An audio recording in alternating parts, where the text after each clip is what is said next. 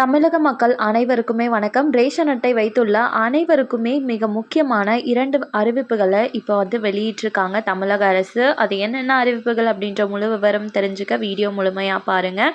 And first time இப்போ தான் நம்ம சேனலில் பார்க்குறீங்கன்னா மறக்காமல் ஒரு லைக் பட்டனை தட்டி விட்டுருங்க.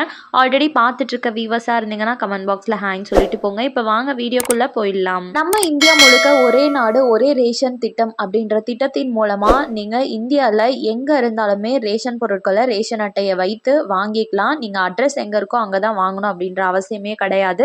இந்த மாதிரியான நிறைய அறிவிப்புகள் மற்றும் சலுகைகளை ரேஷன் அட்டைதாரர்களுக்கு மத்திய அரசும் சரி மாநில அரசும் சரி அடிக்கடி அறிவிப்புகளை வெளியிட்டு இருக்காங்க. அந்த வகையில் பார்த்தீங்கன்னா இப்போ ஒரு முக்கியமான அறிவிப்பு வெளியாயிருக்கு.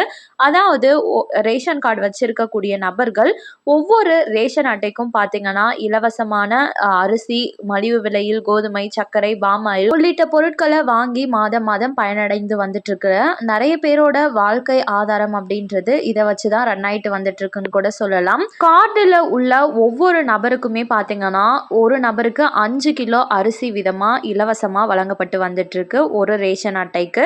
இந்த நிலையில நிறைய மக்கள் அந்த ரேஷன் அட்டையில ஒரு நபர் இறந்துட்டாங்க அப்படின்னா அந்த நபர் பெயரை நீக்கம் செய்யாம அப்படியே ரேஷன் பொருட்களை வாங்கிட்டு இருக்கிறதுனால உணவு வழங்கல் துறைக்கு நிறைய விதமான நஷ்டம் ஏற்படுறதாகவும், இது மட்டும் இல்லாம சராசரியா மாதத்துல 35,000 இருந்து 40,000 பேர் இறக்குறதாகவும் புள்ளி விவரங்கள் தெரிவிக்குது. ஆனா நிறைய மக்கள் ரேஷன் அட்டையில இருந்து அந்த பெயர்களை நீக்கம் செய்யாம அப்படியே ரேஷன் பொருட்களை வாங்கி பயனடைந்து வந்துட்டு இருக்கனர்.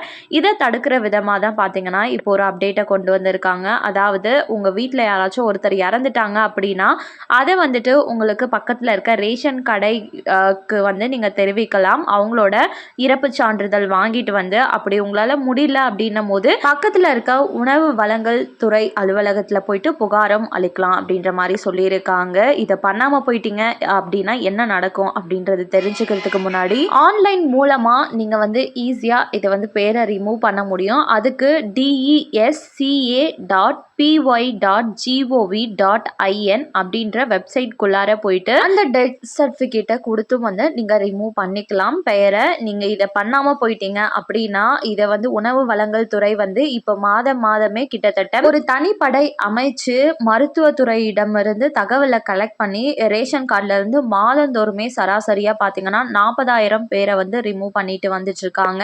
அந்த மாதிரி கண்டுபிடிக்கும் போது உங்களோட ரேஷன் அட்டைக்கும் ஆபத்துகள் அப்படின்றது ரொம்பவே அதிகம். இதனால உங்களுக்கு அபராதம் விதிக்கிறதுக்கான வாய்ப்புகள் கூட இருக்கு. ஸோ மக்கள் அனைவருமே உஷாரா இருங்க. உங்க வீட்டுல இருந்து யாராச்சும் இறந்துட்டாங்க அப்படின்னா அந்த பேரை உடனடியா நீக்கம் செஞ்சிருவாங்க. இல்லைன்னா உங்களுக்கு தான் பாதிப்பு.